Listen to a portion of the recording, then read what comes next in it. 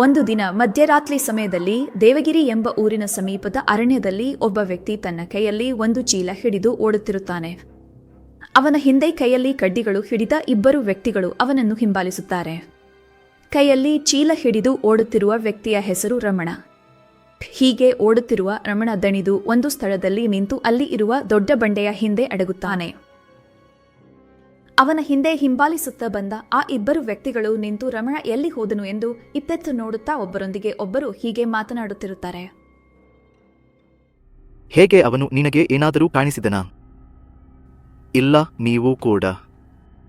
Airtel ಇರುತ್ತದೆಯೇ? ನನಗೆ ಗೊತ್ತಿಲ್ಲ, ಆದರೆ ಈ ಕತ್ತಲೆಯಲ್ಲಿ ಎಲ್ಲಿ ಹೋಗುತ್ತೇವೆ? ಆದರೆ ಬೇರೆ ದಾರಿ ಇಲ್ಲ, ನಾವು ಹುಡುಕಲೇಬೇಕು. ಇಲ್ಲದಿದ್ದರೆ ಅವನು ಇನ್ನಿಬ್ಬರನ್ನು ಕೊಲ್ಲುತ್ತಾನೆ. ಹೌದು ಬಾಬು, ನಿನ್ನ ಮಾತು ಸತ್ಯ.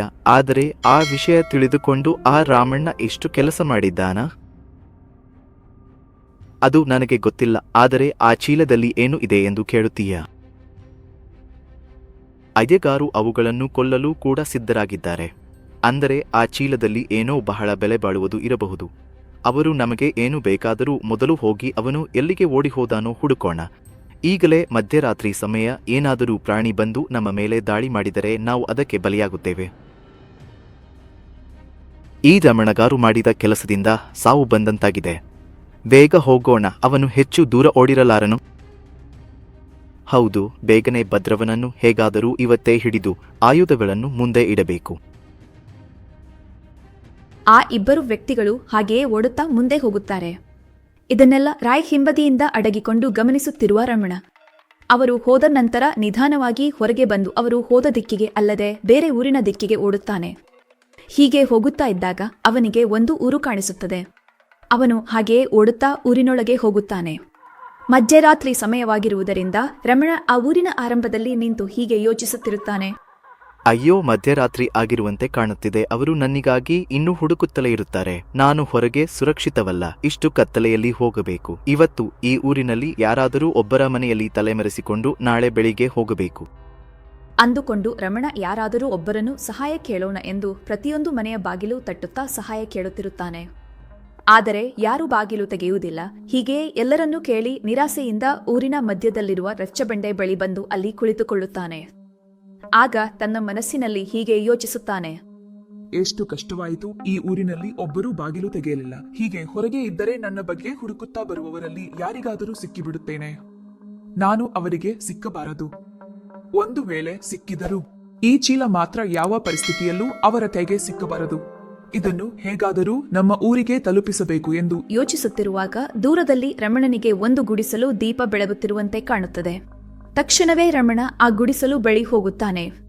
ಆಗ ರಮಣ ಬಾಗಿಲು ಬಳಿ ನಿಂತು ಹೀಗೆ ಹೇಳುತ್ತಾನೆ. ಅಮ್ಮ, ಯಾರಾದರೂ ಇದ್ದೀರಾ? ನಿಮ್ಮನ್ನು ಕರೆಯುತ್ತಿದ್ದೇನೆ. ಮನೆಯಲ್ಲಿ ಯಾರಾದರೂ ಇದ್ದೀರಾ ಎಂದು ಕೇಳುತ್ತಿದ್ದಂತೆ ಒಳಗಿನಿಂದ ಒಬ್ಬ ವೃದ್ಧೆ ಹೊರಗೆ ಬರುತ್ತಾಳೆ. ಅವಳನ್ನು ನೋಡಿದಾಗ ಆತಂಕದಿಂದ ಇದ್ದಂತೆ ಕಾಣುತ್ತದೆ. ಯಾರು ಮಗನೇ ಮೀನು? ಇಷ್ಟು ಮಧ್ಯರಾತ್ರಿ ಸಮಯದಲ್ಲಿ ಇಲ್ಲಿ ಏನು ಕೆಲಸ? ನಮ್ಮ ಮನೆಗೆ ಏಕೆ ಬಂದೆ ನೀನು? ಏನು ಬೇಕು ಮಗನೇ? ಅಮ್ಮ, ನನ್ನ ಹೆಸರು ರಮಣ. ನಮ್ಮದು ಹತ್ತಿರದಲ್ಲಿರುವ ಊರು ಕೃಷ್ಣಗಿರಿ. ನಾನು ಕೆಲಸಕ್ಕಾಗಿ ಕಾಡು ಪಕ್ಕದಲ್ಲಿರುವ ದೇವಗಿರಿಗೆ ಹೋಗಿ ಬರುತ್ತಿದ್ದೇನೆ. ಈ ನಡುವೆ ಕೆಲವು ದುಷ್ಕರ್ಮಿಗಳು ನನ್ನ ಬಳಿ ಇದ್ದ ಈ ಚೀಲವನ್ನು ಕದಿಯಲು ಪ್ರಯತ್ನಿಸಿದರು. ಅವರನ್ನು ತಪ್ಪಿಸಿಕೊಂಡು ಕಾಡಿನಲ್ಲಿ ಹೀಗೆ ದಾರಿ ತಪ್ಪಿ ಈ ಊರಿಗೆ ಬಂದಿದ್ದೇನೆ. ಇವತ್ತು ರಾತ್ರಿ ತಲೆಮರೆಸಿಕೊಳ್ಳಲು ಯಾರ ಮನೆ ಬಾಗಿಲು ತಟ್ಟಿದರೂ ಯಾರೂ ಬಾಗಿಲು ತೆರೆಯುತ್ತಿಲ್ಲ. ಏನು ಮಾಡಬೇಕೆಂದು ತಿಳಿಯದ ಪರಿಸ್ಥಿತಿಯಲ್ಲಿ ನಿಮ್ಮ ಮನೆಯ ಬಾಗಿಲು ತೆರೆಯಲ್ಪಟ್ಟಿರುವುದನ್ನು ಗಮನಿಸಿ ಹೀಗೆ ನಿಮ್ಮ ಬಳಿ ಬಂದು ಸಹಾಯ ಕೇಳುತ್ತಿದ್ದೇನೆ. ಒಂದು ರಾತ್ರಿ ನಿಮ್ಮ ಮನೆಯಲ್ಲಿ ತಲೆಮರೆಸಿಕೊಳ್ಳಲು ಸ್ವಲ್ಪ ಸ್ಥಳವನ್ನು ನೀಡಿ. ಬೆಳಿಗ್ಗೆ ಹೋಗುತ್ತೇನೆ. ಈಗ ಚೀಲದೊಂದಿಗೆ ಮಧ್ಯರಾತ್ರಿ ಹೊರಗೆ ಹೋಗುವುದು ಸುರಕ್ಷಿತವಲ್ಲ. ನನಗೆ ಏನಾದರೂ ಆಗಲಿ ಆದರೆ ಹೇಗಾದರೂ ಚೀಲವನ್ನು ನಮ್ಮ ಊರಿಗೆ ತಲುಪಿಸಬೇಕು. ಹಾಗಾದರೆ ಆ ಚೀಲದಲ್ಲಿ ಏನು ಇದೆ? ಬಹಳ ಬೆಲೆ ಬಾಳುವದ? ನಿಜವನ್ನು ಹೇಳು. ನೀನು ಇದನ್ನು ಎಲ್ಲಾದರೂ ಕದ್ದೆಯ? ಇಲ್ಲ ಅಮ್ಮ, ನಾನು ಇದನ್ನು ಕದಿಯಲಿಲ್ಲ. ಇದು ನಿಜವಾಗಿಯೂ ನಮ್ಮ ಹಳ್ಳಿಯದ್ದಾಗಿದೆ. ಕೆಲವು ಸ್ವಾರ್ಥಿ ಜನರು ತಮ್ಮ ಸ್ವಾರ್ಥಕ್ಕಾಗಿ ಇದನ್ನು ನಮ್ಮ ಹಳ್ಳಿಯಿಂದ ತೆಗೆದುಕೊಂಡಿದ್ದಾರೆ. ಇದರಿಗಾಗಿ ನಾನು ನನ್ನ 2 ಸ್ನೇಹಿತರ ಜೀವವನ್ನು ಅಪಾಯಕ್ಕೆ ಹಾಕಿದ್ದೇನೆ. ನಾವು ಇದನ್ನು ಮತ್ತೆ ನಮ್ಮ ಹಳ್ಳಿಗೆ ಕೊಂಡೊಯ್ಯುತ್ತಿದ್ದೇವೆ. ಈ ಮಧ್ಯೆ ದಾರಿಯಲ್ಲಿ ಹೀಗೆ ಆಯಿತು. ಮತ್ತು ಯಾರೂ ಸ್ನೇಹಿತರು ಇಲ್ಲ, ನೀನು ಒಬ್ಬನೇ ಇದ್ದೀಯಾ? ಅವರು ಎಲ್ಲಿಗೆ ಹೋದರು? ಅಮ್ಮ, ನಾನು ಅವರಿಂದ ತಪ್ಪಿಸಿಕೊಂಡು ಓಡುತ್ತಾ ತುಂಬಾ ದಣಿದಿದ್ದೇನೆ. ಮತ್ತೆಲ್ಲವನ್ನು ನಾಳೆ ಬೆಳಿಗ್ಗೆ ಹೇಳುತ್ತೇನೆ. ಈಗ ನನಗೆ ವಿಶ್ರಾಂತಿ ಪಡೆಯಲು ಸ್ವಲ್ಪ ಸ್ಥಳವನ್ನು ತೋರಿಸು. ಸರಿ ಮಗ, ಮೊದಲು ಮನೆಯೊಳಗೆ ಬಾ.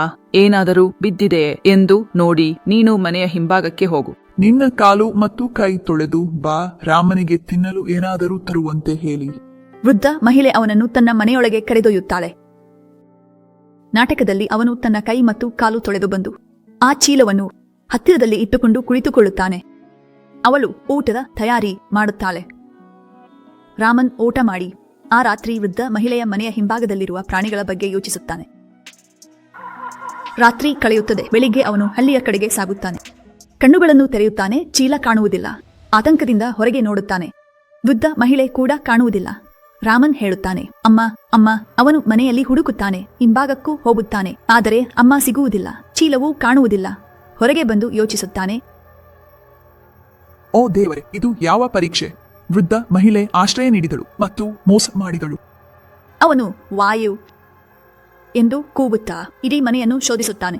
ಅವನು ಮನೆಯ ಹಿಂಭಾಗಕ್ಕೂ ಹೋಗಿ ನೋಡುತ್ತಾನೆ. ಆದರೆ ಅವನಿಗೆ ತನ್ನ ಅಜ್ಜಿಯನ್ನು ಕಾಣುವುದಿಲ್ಲ. ಅವಳ ಗುಡ್ಡೆಯು ಎಲ್ಲಿಯೂ ಕಾಣಿಸುತ್ತಿಲ್ಲ. ಅವನು ಗೊಂದಲದ ಸ್ಥಿತಿಯಲ್ಲಿ ಹೊರಗೆ ಬರುತ್ತಾನೆ. ಮುಂದೇನು ಮಾಡಬೇಕೆಂದು ಅವನಿಗೆ ಅರ್ಥವಾಗುವುದಿಲ್ಲ ಮತ್ತು ತನ್ನಿಂದಲೇ ಯೋಚಿಸುತ್ತಾನೆ. ಓ ದೇವರೇ, ಇದು ಯಾವ ಪರೀಕ್ಷೆ! ನೀನು ನನಗೆ ಆಶ್ರಯ ನೀಡಿ ಎಷ್ಟು ಮೋಸ ಮಾಡಿದ್ದೀಯೋ ಅಷ್ಟು ಈ ವೃದ್ಧನಿಗೂ ಮಾಡಿದೀಯಾ. ನಿನ್ನೆ ಅವನು ನನ್ನಿಂದ ಆಳವಾದ ಪರಿಶೀಲನೆಯ ಪ್ರಶ್ನೆಗಳನ್ನು ಕೇಳಿದಾಗ ನನಗೆ ಅನುಮಾನವಾಯಿತು. ಆದರೆ ಆ ವೃದ್ಧ ಮಹಿಳೆಗೆ ಆ ಪ್ಯಾಕೆಟ್ನಲ್ಲಿ ಏನಿದೆ ಮತ್ತು ಅದನ್ನು ಹೇಗೆ ಬಳಸುವುದು ಎಂಬುದು ಗೊತ್ತಿಲ್ಲ. ಯಾರಿಗೂ ಮಾರಿಲ್ಲ. ಆಮೇಲೆ ಆ ವೃದ್ಧ ಮಹಿಳೆ ಆ ಚೀಲವನ್ನು ತೆಗೆದುಕೊಂಡು ಹೋದಳು. ರಮಣನಿಗೆ ಹೀಗೆ ಯೋಚಿಸುತ್ತಿರುವಾಗ ವೃದ್ಧ ಮಹಿಳೆ ಒಂದು ಪಾತ್ರೆಯಲ್ಲಿ ನೀರು ತೆಗೆದುಕೊಂಡು ತನ್ನ ಮನೆಯ ಕಡೆ ಬರುತ್ತಾಳೆ. ಅವಳು ರಮಣನನ್ನು ಗಾಬರಿಯಾಗಿರುವುದನ್ನು ನೋಡಿ ನೀರಿನ ಪಾತ್ರೆಯನ್ನು ಒಂದು ಕಡೆ ಇಟ್ಟುಕೊಂಡು ಅವನ ಹತ್ತಿರ ಬಂದು ಕೇಳುತ್ತಾಳೆ, ಏನಾಯಿತು? ಮಗನೇ, ನೀನು ಚೀಲವನ್ನು ಎತ್ತಿಕೊಂಡು ಹೋಗಲಾಗಿದೆ ಎಂದು ಯೋಚಿಸುತ್ತಿದ್ದೀಯಾ ಮತ್ತು ಗಾಬರಿಯಾಗಿದ್ದೀಯಾ? ನಿನ್ನ ಚೀಲ ಎಲ್ಲಿಗೂ ಹೋಗಿಲ್ಲ. ಅದು ಸುರಕ್ಷಿತವಾಗಿ ನನ್ನ ಹತ್ತಿರವೇ ಇದೆ. ಏನಾದರೂ ಕೆಲಸ ಇದೆಯಾ? ಹೇಳಬೇಕಾದ ವಿಷಯ ಸತ್ಯವೇ ಅಲ್ಲವೇ? ಹೌದು ಅಣ್ಣ. ಇಂದು ಬೆಳಿಗ್ಗೆ ಇಬ್ಬರು ಜನರು ಕೈಯಲ್ಲಿ ದಂಡೆಗಳನ್ನು ಹಿಡಿದು ಮನೆಗೆ ಬಂದರು ಮತ್ತು ನಿನ್ನ ಬಗ್ಗೆ ವಿಚಾರಿಸುತ್ತಿದ್ದರು. ಅವರು ಒಳಗೆ ಬಂದು ನಿನ್ನನ್ನು ಹುಡುಕಿದರೆ ಸಿಕ್ಕಿಬಿಡುತ್ತಾರೆ ಎಂದು ನಾನು ಹೇಳಿದೆ. ನಾನು ಅವರಿಗೆ ಹೇಳಿದೆ, ನಾನು ನಿನ್ನನ್ನು ಈ ಹಳ್ಳಿಯ ಹತ್ತಿರದ ಒಂದು ದೇವಾಲಯದಲ್ಲಿ ನೋಡಿದ್ದೇನೆ. ಅವರು ನನ್ನನ್ನು ಆ ದೇವಾಲಯ ಎಲ್ಲಿದೆ ಎಂದು ಕೇಳಿದರು. ನಾನು ಹೇಳಿದೆ, ನಾನು ಬರುತ್ತಿದ್ದೇನೆ, ನೀವು ಹೊರಗಡೆ ಇರಿ. ನೀನು ಆ ಚೀಲವನ್ನು ಹತ್ತಿರದ ಆ ಹುಲ್ಲಿನ ರಾಶಿಯಲ್ಲಿ ಮರೆಮಾಡು. 2 ಮತ್ತು ನಾನು ಅವರೊಂದಿಗೆ ಹೋಗುವುದಿಲ್ಲ. ನಾನು ಅವರಿಗೆ ಆ ದೇವಾಲಯವನ್ನು ತೋರಿಸಿ ಬರುತ್ತಿದ್ದೇನೆ. ನೀನು ಇಲ್ಲಿ ಹೆಚ್ಚು ಹೊತ್ತು ಉಳಿಯುವುದು ಸುರಕ್ಷಿತವಲ್ಲ. ಮಗ, ನೀನು ಬೇಗನೆ ಇಲ್ಲಿ ಸ್ವಲ್ಪ ಹೊರಟು ಹೋಗು. ಇಲ್ಲಿ ಮಾಲಿವಾಲ್ ಬಂದರೆ ನೀನು ಅವರ ಕೈಗೆ ಸಿಕ್ಕಿಬಿಡುತ್ತೀಯಾ? ತಾಯಿ, ನಾನು ನಿನಗೆ ಹೇಗೆ ಧನ್ಯವಾದ ಹೇಳಲಿ? ನನಗೆ ಗೊತ್ತಿಲ್ಲ. ನಿನಗೆ ನನ್ನ ಮುಖವೂ ಗೊತ್ತಿಲ್ಲ. ಮನೆಯಲ್ಲಿ ಅಚ್ಚರಿ ಮೂಡಿಸಿದೆ, ಹಸಿವನ್ನು ನೀಗಿಸಿದೆ, ಇದಕ್ಕಿಂತಲೂ ಅವರನ್ನು ಹಿಡಿತದಿಂದ ಉಳಿಸಿದೆ ಮತ್ತು ಜೀವಕ್ಕಿಂತಲೂ ಅಮೂಲ್ಯ ಚೀಲವನ್ನು ದೃಷ್ಟಿಯಿಂದ ಮರೆಮಾಡಿದೆ. ಋಣವನ್ನು ಹೇಗೆ ತೀರಿಸಲಿ? ಈಗ ಅವುಗಳೆಲ್ಲ ಏನು ಬೇಕಾಗಿಲ್ಲ ಪಾಪ. ಮೊದಲು ನೀನು ಆ ಚೀಲವನ್ನು ತೆಗೆದುಕೊಂಡು ಇಲ್ಲಿಂದ ತ್ವರಿತವಾಗಿ ಹೋಗಿ ನಿನ್ನ ಪ್ರಾಣಗಳನ್ನು ಉಳಿಸಿಕೊ ಎಂದು ಹೇಳಿ ಮುಸಲಮ್ಮ ಮನೆ ಒಳಗೆ ಹೋಗಿ ಹುಲ್ಲಿನ ರಾಶಿಯಲ್ಲಿ ತಾನು ಮರೆಸಿಟ್ಟಿದ್ದ ಆ ಮೂರ್ತಿಯನ್ನು ತೆಗೆದುಕೊಂಡು ಬಂದು ರಮಣನ ಕೈಗೆ ಕೊಟ್ಟು ಹೀಗೆ ಹೇಳುತ್ತಾಳೆ, ಹೌದು ಬಾಬು, ನಾನು ಒಂದು ವಿಷಯ ಕೇಳುತ್ತೇನೆ. ನೇರವಾಗಿ ಸತ್ಯವನ್ನು ಹೇಳುತ್ತೀಯಾ? ನಿಯಮವನ್ನು ಪಾಲಿಸದೆ ನನ್ನ ಪ್ರಾಣವನ್ನು ಉಳಿಸಿದ್ದಿ. ಈ ಪ್ರಾಣವನ್ನು ನನಗೆ ನೀಡಿದ ದಾನ. ಕೇಳು, ನೀನು ಏನಾದರೂ ಕೇಳಿದರೆ ನಾನು ಹೇಳುತ್ತೇನೆ. ನೀನು ಇಷ್ಟು ತೀವ್ರವಾಗಿ ನಿನ್ನ ಪ್ರಾಣಗಳನ್ನು ಲೆಕ್ಕಿಸದೆ ಕಾಪಾಡಿಕೊಂಡು ಬಂದಿರುವ ಈ ಚೀಲ, ಇದರಲ್ಲಿ ಇಷ್ಟು ಅಮೂಲ್ಯವಾದದ್ದು ಏನು ಇದೆ? ನಿನ್ನೆ ರಾತ್ರಿ ಕೂಡ ನಿನ್ನನ್ನು ಇದರ ಬಗ್ಗೆ ಕೇಳಿದ್ದೆ, ಆದರೆ ನನಗೆ ನಂತರ ಹೇಳುತ್ತೇನೆಂದು ಮಾತು ತಪ್ಪಿಸಿದ್ದೆ. ಈಗಾದರೂ ಹೇಳುತ್ತೀಯಾ ಈ ಚೀಲದಲ್ಲಿ ಏನು ಇದೆ ಎಂದು? ಹೇಳುತ್ತೇನೆ, ಆದರೆ ಈಗ ಇಲ್ಲಿಯೇ ಹೇಳುವುದಾದರೆ ಸರಿಯಲ್ಲ. ಮೊದಲು ಹೋಗಿ ನಾನು ಯಾವುದಾದರೂ ಸುರಕ್ಷಿತ ಸ್ಥಳದಲ್ಲಿ ಇಟ್ಟುಬಿಡುತ್ತೇನೆ. ಬಂದ ಮೇಲೆ ಇದರ ಬಗ್ಗೆ ಸಂಪೂರ್ಣವಾಗಿ ವಿವರಿಸುತ್ತೇನೆ. ಹೌದು ಬಾಬು, ನೀನು ಮೊದಲು ಹೋಗು. ಎಚ್ಚರಿಕೆಯಿಂದಿರು. ಅವರು ಆ ದೇವಾಲಯದ ಕಡೆಗೆ ಹೋಗಿದ್ದಾರೆ. ನೀನು ಆ ದಿಕ್ಕಿಗೆ ಹೋದರೆ ಅವರಿಗೆ ಸಿಕ್ಕಿಬೀಳುತ್ತೀಯಾ? ಆದ್ದರಿಂದ ನೀನು ಆ ದಿಕ್ಕಿಗೆ ಹೋಗದೆ ಈ ಊರಿನ ಉತ್ತರ ದಿಕ್ಕಿಗೆ ಹೋಗು. ಅಲ್ಲಿ ಒಂದು ಸಮಾಧಿ ಇರುತ್ತದೆ. ಅದನ್ನು ದಾಟಿದ ಮೇಲೆ ನಿನಗೆ ಒಂದು ದೊಡ್ಡ ಮರ ಕಾಣಿಸುತ್ತದೆ. ಅದರ ಹಿಂದೆ ಒಂದು ಸಣ್ಣ ಸುರಂಗವಿರುತ್ತದೆ. ಅದರಲ್ಲಿ ಇದನ್ನು ಅಡಗಿಸು. ಸಮಾಧಿ ಕಡೆಗೆ ಯಾರೂ ಹೋಗುವುದಿಲ್ಲ, ಆದ್ದರಿಂದ ಇದು ಅಲ್ಲಿ ಸುರಕ್ಷಿತವಾಗಿರುತ್ತದೆ. ನೀನು ಹೇಳಿದ ಉಪಾಯ ನಿಜವಾಗಿಯೂ ಅದ್ಭುತವಾಗಿದೆ. ಈಗಲೇ ತಕ್ಷಣ ಹೋಗಿ ಇದನ್ನು ಅಲ್ಲಿ ಅಡಗಿಸಿ ಬರುತ್ತೇನೆ. ಜಾಗ್ರತೆ ಬಾಬು, ಯಾರ ಕಣ್ಣಿಗೂ ಬೀಳದೆ ಹೋಗು. ಯಾರಾದರೂ ನೋಡಿದರೆ ಮತ್ತೆ ಮೊದಲಿಗೆ ಮೋಸವಾಗುತ್ತದೆ. ಹಾಗೆ ಅಜ್ಜಿ ಎಂದು ಹೇಳಿ ರಮಣ ಆ ಊರಿನ ಉತ್ತರದ ಸಮಾಧಿ ದಾಟಿ ಆ ದೊಡ್ಡ ಮರದ ಹತ್ತಿರಕ್ಕೆ ತಲುಪುತ್ತಾನೆ. ಅದರ ಹಿಂದೆ ಇರುವ ಸುರಂಗದಲ್ಲಿ ಆ ಮುತ್ತವನ್ನು ಅಡಗಿಸಿ ಅದಕ್ಕೆ ಅಡ್ಡವಾಗಿ ಒಂದು ಬಂಡೆ ಕಲ್ಲು ಇಡುತ್ತಾನೆ. ನಂತರ ಮತ್ತೆ ಆ ಮುದುಕನ ಹತ್ತಿರಕ್ಕೆ ಹಿಂತಿರುಗಿ ಬಂದು ಮುದುಕನಾಗುವುದಿಲ್ಲ.